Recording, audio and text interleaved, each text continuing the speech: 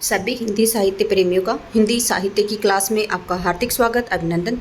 देखिए, हम पढ़ रहे हैं यूथ कंपटीशन टाइम्स बुक और इसके अंतर्गत जितने भी महत्वपूर्ण क्वेश्चन आंसर आए हैं वो हमने आपको करवा दिए हैं। देखिए, हिंदी साहित्य से संबंधित जितने भी महत्वपूर्ण क्वेश्चन बन रहे थे वो आपके कंप्लीट हो गए हैं। लगभग 1 या 2 क्लास और होंगी। आज हम कर रहे हैं पत्र पत्रिकाओं से संबंधित क्वेश्चन आंसर और पुरस्कार से संबंधित। पत्र पत्रिकाओं व पुरस्कार से संबंधित हमने 2 क्लासें ले ली हैं। 1 क्लास ये होगी और 1 क्लास आगे और आने वाली है। उसके बाद में हिंदी साहित्य के अंतर्गत आपके जितने भी महत्वपूर्ण क्वेश्चन बने हैं उनको पूरी डिटेल्स के साथ में मैंने आपको समझाया है, पढ़ाया है।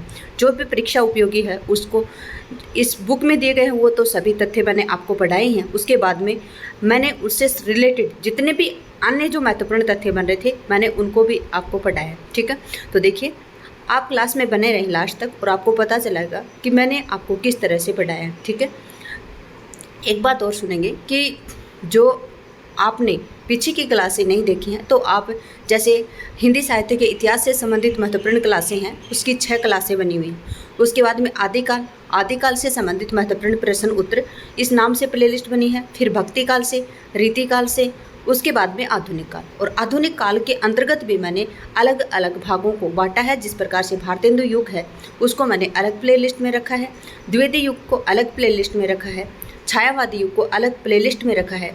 इस प्रकार से अलग अलग किए। फिर हमने किए हैं गद्य साहित्य से संबंधित।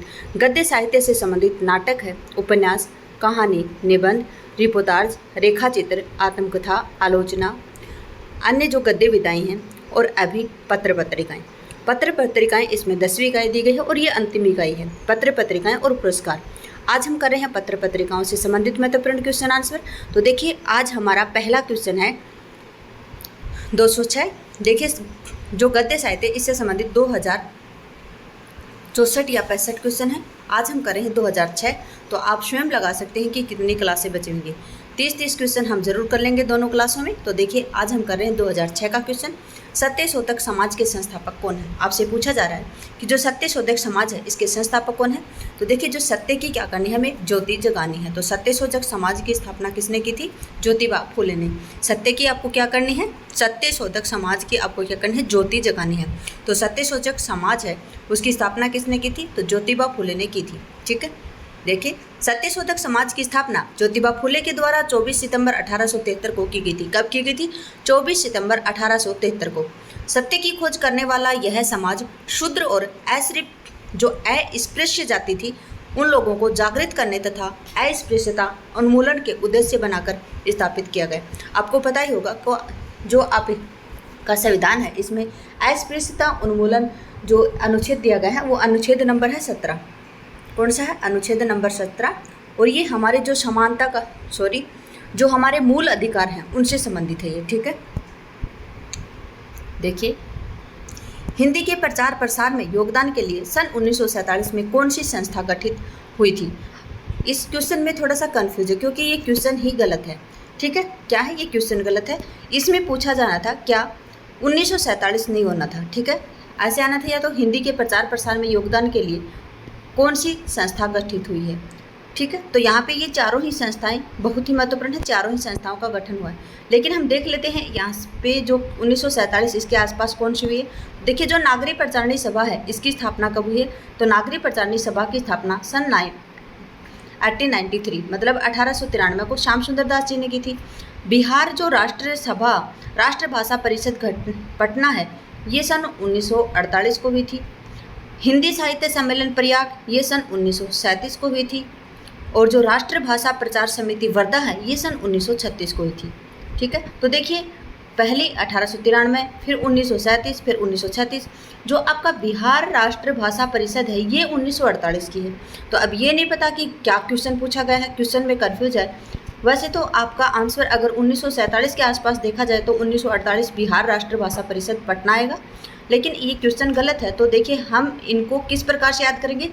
आप जो ये चारों इसके ऑप्शन हैं इनको याद कर लीजिए कि नागरिक प्रचारणी सभा की स्थापना कब हुई थी? काशी में 1893 में हुई थी। बिहार राष्ट्रभाषा परिषद पटना जो संस्था है उसका गठन कब हुआ? सन 1948 का। हिंदी साहित्य सम्मेलन प्रयाग ये 1937 को। और जो राष्ट्रभाषा प्रचार समिति वर्धा है ये सन 1936 को स्थापित हुई थी। ठीक है, इस प्रकार से आप याद रखेंगे। क्वेश्चन गलत है तो यहाँ पे स्टार आंसर दिया गया था। बिहार राष्ट्रभाषा परिषद पटना 1948 में इसकी स्थापना हुई थी। आगे है नागरी प्रचारणी सभा काशी 1893 में इसकी स्थापना हुई थी। दक्षिण भारत हिंदी प्रचार सभा मद्रास 1927 में, हिंदी विद्यापीठ देवघर 1929 में, हिंदुस्तानी अकादमी प्रयाग 1927 में और राष्ट्रभाषा प्रचार समिति वर्धा सन 1936 में। देखिए, स्वतंत्रता प्राप्ति के बाद राज्य सरकार ने बिहार विधानसभा के द्वारा सन 1948 में स्वीकृत एक संकल्प के परिणाम स्वरूप बिहार राष्ट्रभाषा परिषद की स्थापना की थी। कब? सन 1948 में। राष्ट्रभाषा हिंदी के सर्वांगीण विकास के उद्देश्य से सन 1950 में जुलाई मास के मध्य से इसका कार्य शुरू किया गया था। किसका? बिहार राष्ट्रभाषा परिषद का। इसका उद्घाटन समारोह 11 मार्च सन 1951 के दिन बिहार के तत्कालीन राज्यपाल महामहिम माधव श्रीहरि अणे की अध्यक्षता में संपन्न हुआ था। देखिए, जो इसकी बिहार राष्ट्रभाषा परिषद है, इसके लिए विधानसभा के द्वारा कब स्वीकृत किया? 1948 में। स्थापना कब हुई इसकी? तो देखिए, सन 1950 जुलाई मास के मध्य इसका कार्य शुरू हुआ और उद्घाटन कब हुआ? 11 मार्च सन 1951 को। और किया किसने? बिहार के जो तत्कालीन राज्यपाल थे महामहिम माधव श्रीहरि अणे, इनकी अध्यक्षता में हुआ था। तो देखिए, आयोग ने इसका उत्तर क्या माना था? गलत माना था, फॉल्स माना था। ठीक है, अगला है महावीर प्रसाद द्विवेदी से पूर्व सरस्वती पत्रिका के संस्थापक कौन थे? देखिए, जो महावीर प्रसाद द्विवेदी से पूर्व सरस्वती पत्रिका के संपादन कौन रहे थे? तो श्याम सुंदर दास जी रहे थे सन 1900 से 1902 या 1903, क्योंकि 1903 में कौन आ गए थे? महावीर प्रसाद द्विवेदी जी। ठीक है, देखिए, महावीर प्रसाद द्विवेदी से पूर्व सरस्वती पत्रिका के संपादक श्याम सुंदर दास रहे थे। संपादक तो श्याम सुंदर दास रहे थे, लेकिन आपसे पूछा जाए कि सरस्वती पत्रिका का सरस्वती पत्रिका के संस्थापक कौन थे? तो चिंतामणि घोष साहब थे। सन 1900 से 1902 तक इस पत्रिका का संपादन श्याम सुंदर दास जी ने किया।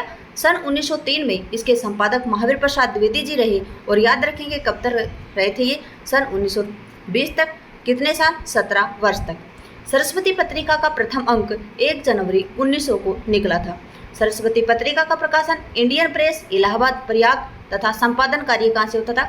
वाराणसी से। याद रखेंगे, जो सरस्वती पत्रिका है उसका प्रकाशन कहाँ से होता था? इंडियन प्रेस इलाहाबाद प्रयाग से। और इसका संपादन कार्य कहाँ से होता था? काशी वाराणसी। आचार्य शुक्ल ने सरस्वती के संपादक हैं महावीर प्रसाद द्विवेदी, इनके संदर्भ में कहा है कि सरस्वती के संपादक के रूप में उन्होंने आई हुई पुस्तकों के भीतर व्याकरण और भाषा की अशुद्धियां दिखाकर लेखकों को बहुत कुछ सावधान कर दिया था। बिल्कुल, इन्होंने द्विवेदी जी क्या करते थे? सरस्वती पत्रिका में जो भी कोई इनको देते थे पत्रिका या कोई कविता छपवाने के लिए, प्रकाशित करवाने के लिए, फिर ये सबसे पहले उसमें गलतियां निकालते थे, फिर वापस उनको भेजते थे कि इसमें ये गलतियां, इनमें सुधार कीजिए, फिर उसके बाद में वापस भेजिए, तो वो सुधार करते थे। तो इस प्रकार से व्याकरण की दृष्टि से अगर आपसे पूछा जाए व्याकरण की दृष्टि से सबसे ज़्यादा प्रोग्रेस मतलब कहाँ पे हुई थी? तो वो हुई थी द्विवेदी युग में। उदंत मार्तंड पत्र में खड़ी बोली का उल्लेख किस नाम से मिलता है? तो किस नाम से मिलता है? उदंत मार्तंड जो आपका पत्र है उसमें खड़ी बोली का उल्लेख किस नाम से मिलता है? तो वो मिलता है मध्य देशीय भाषा से। किससे मिलता है? मध्य देशीय भाषा से। देखिए, ये देखिए, उदंत मार्तंड पत्र में खड़ी बोली का उल्लेख मध्य देशीय भाषा नाम से किया गया है। उदंत मार्तंड हिंदी का प्रथम समाचार पत्र है। इसके संपादक कानपुर निवासी पंडित जुगल किशोर शुक्ल जी थे। इसका प्रकाशन कलकत्ता से साप्ताहिक पत्र के रूप में 30 मई 1826 को हुआ था। याद रखेंगे, 30 मई 1826 को साप्ताहिक पत्र के रूप में कलकत्ता से संपादक रहे जुगल किशोर जी और उदंत मार्तंड पत्र निकला था। 30 मई इसके प्रकाशन दिन के आधार के ऊपर राष्ट्रीय हिंदी पत्रकारिता दिवस मनाया जाता है। याद रखेंगे, 30 मई के दिन क्या मनाया जाता है? तो राष्ट्रीय हिंदी पत्रकारिता दिवस। ठीक है, अगला है, निम्न में से कौन सी पत्रिका भारतेंदु जी के द्वारा संपादित नहीं है? आपसे पूछा जा रहा है कि इनमें से कौन सी पत्रिका है जो भारतेंदु जी के द्वारा संपादित नहीं है। देखिए, काशी पत्रिका, कवि वचन सुधा, हरिश्चंद्र मैगजीन और बाला बोधनी। तो देखिए जो काशी पत्रिका है इसके संपादक कौन नहीं थे? भारतेंदु हरिश्चंद्र जी नहीं थे। याद रखेंगे किस पत्रिका के नहीं थे? काशी पत्रिका के। भारतेंदु हरिश्चंद्र जी ने 3 पत्रिका निकाली, कवि वचन सुधा, हरिश्चंद्र मैगजीन और बाला बोधनी। हरिश्चंद्र मैगजीन का पहले नाम हरिश्चंद्र चंद्रिका था। कितने अंकों तक? 8 अंकों तक इसका नाम हरिश्चंद्र चंद्रिका था। 8 अंक के बाद में इसका नाम हरिश्चंद्र मैगजीन हुआ था। ठीक है। कवि वचन सुधा और बाला बोधनी, याद रखेंगे जो इनकी तीनों ही पत्रिकाएं थी वो काशी वाराणसी से निकली थी। ठीक है। कहाँ से निकली थी? काशी बनारस से निकली थी। और ये बनारस वाराणसी एक ही नाम है, काशी बनारस से निकली थी। और तीनों ही पत्रिकाएं इनकी कैसी थी? मासिक थी। इस बात को भी आप याद रखेंगे। कहाँ से निकली थी? वाराणसी, बनारस, काशी, तीनों नाम आ सकते हैं। और देखिए ये तीनों ही पत्रिकाएं इनकी मासिक थी। पढ़े इसकी व्याख्या। देखिए कवि वचन सुधा 1868 निकली कहाँ से थी? काशी। और भारतेंदु इसके संपादक रहे हैं। हरिश्चंद्र मैगजीन 1873 बनारस में निकली थी और भारतेंदु इसका नाम था। बाला बोधनी 1874 बनारस से निकली और भारतेंदु इसके संपादक रहे। बाला बोधनी इनकी महिलाओं के प्रति शिक्षा, उनके उजागर, उनके बारे में महिलाओं को संबोधित करते हुए महिलाओं के बारे में, उत्थान के बारे में इनकी एक ही पत्रिका थी, बाला बोधनी। काशी पत्रिका अलीगढ़ से निकली थी और इसके संपादक रहे हैं बलदेव प्रसाद और ये प्रकाशित हुई थी 1876 को। भारतेंदु नाम से याद रखेंगे कि भारतेंदु जी ने कोई भी पत्रिका नहीं लिखी थी। भारतेंदु नाम से पत्रिका लिखने वाले थे राधाचरण गोस्वामी जी। कब लिखी थी? 1882 में लिखी थी। और कहाँ से निकली थी? तो ये वृंदावन से निकली थी। ठीक है।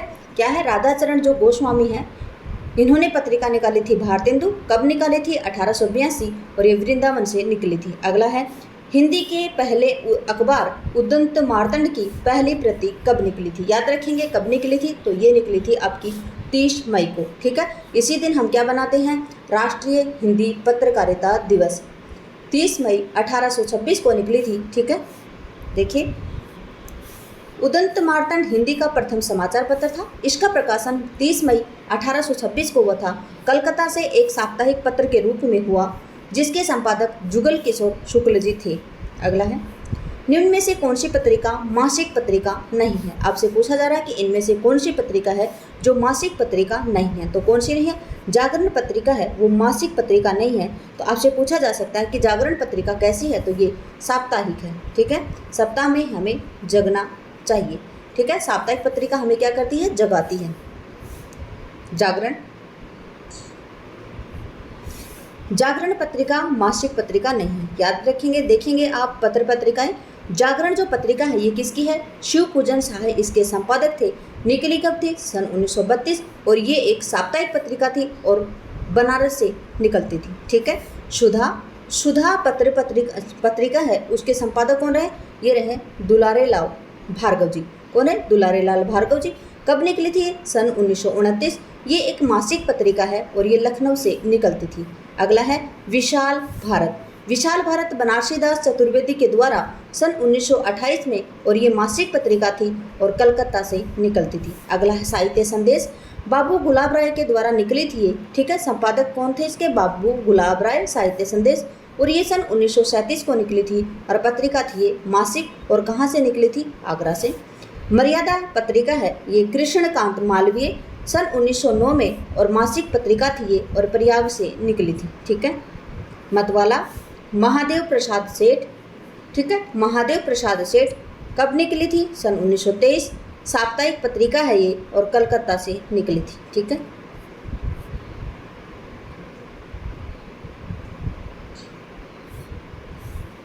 भारत बंधु साप्ताहिक पत्रिका के संपादक कौन है? देखिए जो भारत बंधु साप्ताहिक पत्रिका है उसके संपादक कौन है? तो भारत बंधु जो पत्रिका है उसके संपादक रहे हैं आपके तोताराम जी। कौन रहे? तोताराम जी।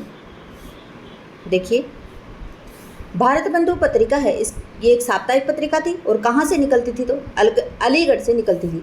कब निकली थी? 1876 को। और इसके संपादक हैं तोताराम जी। अगला है भारतेंदु हरिश्चंद्र जी। कवि वचन सुधा निकाली इन्होंने 1868 को। साप्ताहिक, पाक्षिक और मासिक पत्रिका थी और काशी बनारस से निकलती थी। ठीक है। हरिश्चंद्र मैगजीन 1873 ये मासिक थी और ये बनारस से निकलती थी। और बाला बोधनी 1874 मासिक थी और बनारस से निकलती थी। ठीक है। रुद्रदत्त ये भारत मित्र 1877 से निकली थी ये, ठीक है। रुद्रदत्त कौन है? रुद्रदत्त ने निकाली थी कौन सी? काशी। एक मिनट, रुद्रदत्त की पत्रिका है भारत मित्र, कब निकाली थी? 1877। और कहाँ से निकली थी? देखिए ये कैसी पत्रिका थी, ये नहीं मिला है, ये कलकत्ता से निकलती थी। अगला है बलदेव प्रसाद, इनकी पत्रिका थी काशी पत्रिका, और ये 1876 में निकलती थी, और ये एक साप्ताहिक पत्रिका थी। और कहाँ से निकलती थी? तो अलीगढ़ से निकलती थी, ठीक है। जो पत्र पत्रिकाएं हैं, पुरस्कार हैं, आप ज़्यादा लफड़े में नहीं पढ़ेंगे, क्योंकि जो इसमें दिए गए हैं यही याद कर लीजिए आप। एक बार नहीं समझ में आता है, दूसरी बार क्लास देखिए, दूसरी बार नहीं समझ में आएगा तो तीसरी बार आपको जरूर समझ में आएगा। भारत में थियोसॉफिकल सोसाइटी का प्रचारक कौन? एक मिनट, भारत में जो थियोसॉफिकल सोसाइटी है उसके प्रचारक कौन थे? तो वो थे एनी बेसेंट साहब। कौन थे? एनी बेसेंट मैडम थी, ठीक है। भारत में इस आंदोलन मतलब थियोसॉफिकल सोसाइटी के प्रचारक आंदोलन के प्रचार प्रसार में एनी बेसेंट का महत्वपूर्ण योगदान था। थियोसॉफिकल सोसाइटी की स्थापना ब्लावत्स्की और कर्नल अलकोट द्वारा सन 1875 में न्यूयॉर्क में की गई थी। किसके द्वारा? ब्लावत्स्की और कर्नल अलकोट के द्वारा सन 1875 में थियोसॉफिकल सोसाइटी की स्थापना की गई थी। भारत में इसकी शाखा मद्रास प्रेसिडेंसी में स्थापित हुई थी और इसका मुख्यालय अडियार था, ठीक है। याद रखेंगे, भारत में इसकी शाखा वो कहाँ पे? मद्रास प्रेसिडेंसी में स्थापित हुई थी और इसका मुख्यालय था अडियार। अगला क्वेश्चन है, निम्न में से किस रचना को ज्ञानपीठ पुरस्कार दिया था? ठीक है, किस रचनाकार को पूछा आपसे, जो कौन रचनाकार हैं जिन्हें ज्ञानपीठ पुरस्कार दिया गया था? तो वो है मैथिली शरण गुप्त जी, ठीक है। सॉरी क्या पूछा आपसे? नहीं दिया गया है। निम्न में से कौन रचनाकार है जिन्हें ज्ञानपीठ पुरस्कार, देखिए यहाँ छुपा है ये नहीं, ठीक है, नहीं दिया गया है, ये पूछा आपसे। तो किससे नहीं दिया गया? मैथिली शरण गुप्त जी को, ठीक है। देखिए मैथिली शरण गुप्त जी को ज्ञानपीठ पुरस्कार नहीं मिला, ठीक है। मैथिली शरण गुप्त जी का जन्म सन 1886 है, ओके। भारत भारती सन 1912 पर राष्ट्रकवि सम्मान प्राप्त है इन्हें। एक बात याद रखेंगे, 1912 में जो भारत भारती पत्रिका है इसके लिए इन्हें राष्ट्रकवि की उपाधि दी थी। आप ये भी याद रखेंगे, जो राष्ट्रकवि की उपाधि देने वाले कौन थे? तो वो थे महात्मा गांधी जी। साकेत इनका सन 1931 का है, साकेत में 12 सर्ग है, ठीक है। मैथिली शरण गुप्त जी ने 19 खंड काव्य लिखे और 2 महाकाव्य लिखे। 2 महाकाव्य कौन से? इनके साकेत, और एक है यशोधरा जो सन 1932 का है, ठीक है। कौन सा है? यशोधरा जो सन 1932 का है, और साकेत सन 1931 का है। साकेत के बारे में आप याद रखेंगे, साकेत में 12 सर्ग है। मंगला प्रसाद पारितोषिक सम्मान मिला था इन्हें आगे ने सन 1978 में कितनी नावों में कितनी बार काव्य कृति के लिए इन्हें ज्ञानपीठ पुरस्कार मिला था, ठीक है। जो इनकी कितनी नावों में कितनी बार काव्य कृति है उसके लिए इन्हें ज्ञानपीठ पुरस्कार मिला था। अगले हैं अमृता प्रीतम जी, इन्हें कब मिला था? तो इन्हें सन 1982 में ज्ञानपीठ पुरस्कार मिला था। आपसे पूछा जा सकता है कि जो अमृता प्रीतम जी हैं, यहाँ पे इनकी कृति नहीं दी गई, कौन सी कृति के लिए दिया गया? तो देखिए जो अमृता प्रीतम की कृति थी कागज ते कनवास, क्या नाम था? कागज ते कनवास। और इंग्लिश में बोलेंगे उसे द पेपर एंड कैनवास। क्या बोलेंगे? The paper and canvas, the paper and the canvas. और ये हिंदी में इसको कागज ते कनवास। और इस कृति के लिए इन्हें सन 1982 में कृष्णा सोपती जी को क्या दिया गया था? ज्ञानपीठ पुरस्कार दिया गया था, ठीक है। अमृता प्रीतम जी को। कृष्णा सोपती को सन 2017 में ज्ञानपीठ पुरस्कार दिया गया था। कृष्णा सोपती जी को सन 2017 में ज्ञानपीठ पुरस्कार दिया गया था, ये किस कृति के लिए गया? तो ये आप याद रखेंगे, जो कृष्णा सोपती जी हैं इनके संपूर्ण साहित्य में योगदान के लिए इनको ज्ञानपीठ पुरस्कार 2017 को दिया गया। इन्हें एक स्पेशल कृति के लिए ज्ञानपीठ पुरस्कार नहीं मिला, ठीक है। आगे जी को कितनी नावों में कितनी बार के लिए मिला? और जो आपके अमृता प्रीतम जी हैं इन्हें किसके लिए मिला? इन्हें 1982 में कागज ते कनवास उस रचना के लिए मिला था। अगला है दिनकर को उनकी किस रचना के लिए ज्ञानपीठ पुरस्कार मिला? तो देखिए दिनकर जी की रचना थी उर्वशी और इनके लिए इन्हें ज्ञानपीठ पुरस्कार मिला था, ठीक है। आगे देखते हैं व्याख्या। दिनकर जी वर्ष 1972 में काव्य रचना थी इनकी उर्वशी। याद रखेंगे उर्वशी का प्रकाशन सन 1961 में हुआ था। इनके लिए इन्हें ज्ञानपीठ पुरस्कार मिला। उर्वशी 1961 में एक प्रबंध काव्य के साथ साथ गीति नाट्य भी है, ठीक है। क्या है उर्वशी? एक प्रबंध काव्य के साथ साथ गीति नाट्य भी है और इसमें कुल 5 अंक हैं। इसे दिनकर ने स्वयं कामाध्यात्म की कृति कहा है। याद रखेंगे जो उर्वशी है उसको स्वयं दिनकर जी ने कामाध्यात्म की कृति कहा है। इसके नायक पुनर्वा, नायिका है उर्वशी। ठीक है, नायक कौन है? पुरुरवा और नायिका है उर्वशी। रचना है इनकी कुरुक्षेत्र सन 1946 की है। रश्मिरथी सन 1952, उर्वशी 1961, हुंकार 1938 और आपकी हैं संस्कृति के 4 अध्याय बहुत ही महत्वपूर्ण है सन 1956 और परशुराम की प्रतीक्षा सन 1963। ठीक है, याद रखेंगे ये इनकी कृति। आगे देखते हैं। देखिए, उर्वशी को छोड़कर दिनकर जी की अधिकतर रचनाएं वीर रस की हैं। ठीक है, जो उर्वशी रचना है सन 1961 की और जिसके नायक कौन है? पुरुरवा, और जो इसकी नायिका है उर्वशी, इस रचना को छोड़कर इनकी जो सभी रचनाएं हैं वो वीर रस की रचनाएं। भूषण के बाद में दिनकर को वीर रस का सर्वश्रेष्ठ कवि माना जाता है। देखिए, वीर रस का सर्वश्रेष्ठ कवि किसे माना जाता है? तो वो माना जाता है भूषण को, जो रीतिबद्ध कवि थे। ठीक है, रीतिबद्ध कवि थे। इन्होंने अलंकार निरूपण ग्रंथ लिखा था। ठीक है, तो देखिए, जो वीर रस के बाद में भूषण के बाद में भूषण किस युग के कवि थे? तो ये रीति काल के कवि थे। तो भूषण के बाद में वीर रस का अगर सर्वश्रेष्ठ कवि आपसे पूछा जाए कौन है, तो वो है दिनकर जी। ठीक है, अगला क्वेश्चन, निम्न विकल्पों में से निराला ने किस पत्रिका का संपादन किया था? तो इनकी पत्रिका थी मतवाला। ठीक है, कौन सी थी? मतवाला। निराला जी ने मतवाला पत्रिका का संपादन किया था। प्रमुख पत्रिकाएं और संपादक इस प्रकार से हैं। देखिए, माधुरी जो पत्रिका है ये सन 1922 को प्रकाशित हुई थी और ये लखनऊ से निकली थी और इसके संपादक हैं दुलारे लाल भार्गव जी। ठीक है, दुलारे लाल जो भार्गव जी हैं, इनकी पत्रिका थी माधुरी। लखनऊ से 1922 में ये निकली थी। फिर है अंबिका प्रसाद गुप्त जी। अंबिका प्रसाद गुप्त जी की पत्रिका थी कौन सी? इंदु। ठीक है, कौन सी थी? इंदु, और ये काशी से सन 1909 में निकली थी। चांद्र पत्रिका का जो संपादन है वो सन 1920 को प्रकाशन कब हुआ? सन 1920 को। और ये कहाँ से होता था? तो ये होता था प्रयाग से। याद रखेंगे, इसके संपादक में कौन कौन रहे हैं? रामरख सहगल, चंडी प्रसाद हृदयेश, प्रेमचंद और महादेवी वर्मा जी। आपसे पूछा जा सकता है कि जो चांद पत्रिका महादेवी वर्मा जी ने किस पत्रिका का संपादन किया? तो वो था चांद। अगला है हंस पत्रिका का संपादन प्रेमचंद जी ने किया। काशी से प्रकाशित होती थी और कब हुई थी? सन 1930 को। धर्मयुग सन 1950, मुंबई से धर्मवीर भारती जी इसके संपादक रहे हैं। समालोचक सन 1902, जयपुर, और चंद्रधर शर्मा गुलेरी जी इसके संपादक रहे हैं। अगला क्वेश्चन है, विशाल भारत में किस रचनाकार के साहित्य को घासलेटी साहित्य कहा गया? आपसे पूछा है कि विचार जो भारत है इसमें किस रचनाकार के साहित्य को घासलेटी साहित्य कहा गया है? तो वो हैं कौन? आपके उग्र जी। देखिए, विशाल भारत है इस पत्रिका में। देखिए, विशाल भारत है, इसके संपादक कौन है? बनारसी दास चतुर्वेदी जी। ठीक है, कौन है? बनारसी दास चतुर्वेदी जी।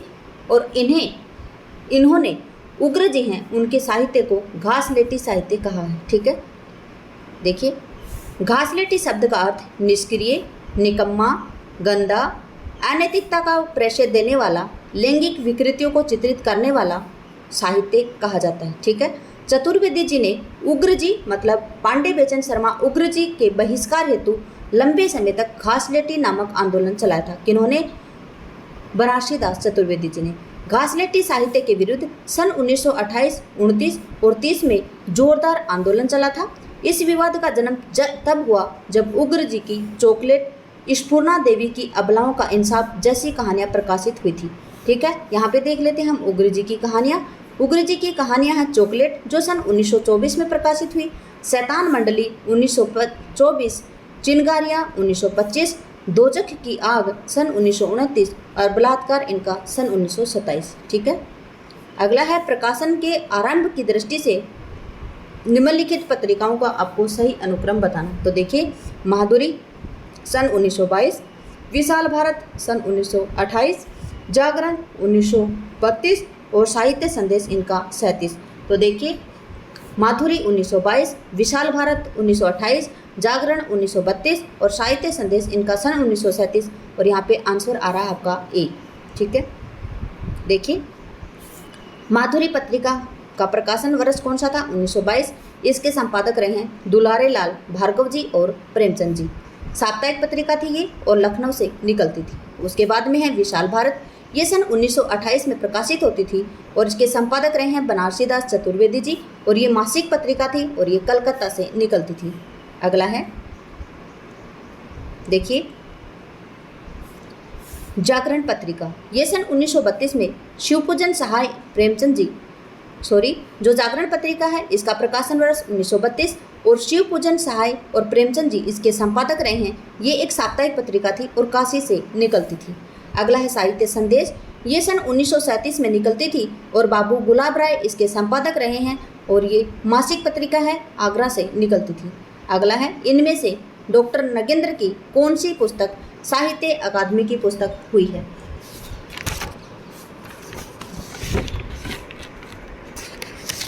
देखिए इनमें से जो डॉक्टर नगेंद्र हैं उनकी कौन सी पुस्तकें साहित्य अकादमी से पुरस्कृत हुई हैं। तो देखिए इनकी पुस्तक कौन सी है, तो वो है रस सिद्धांत। ठीक है, कौन सी है, रस सिद्धांत।